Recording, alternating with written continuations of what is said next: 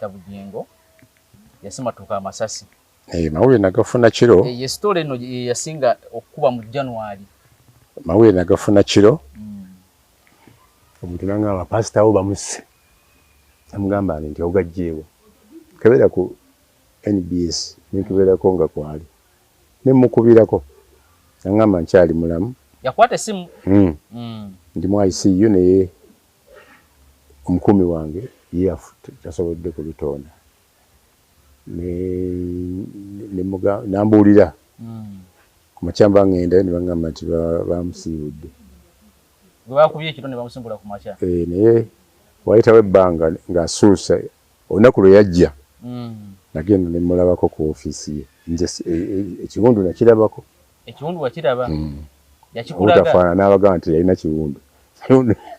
kiwundu yakirina naye we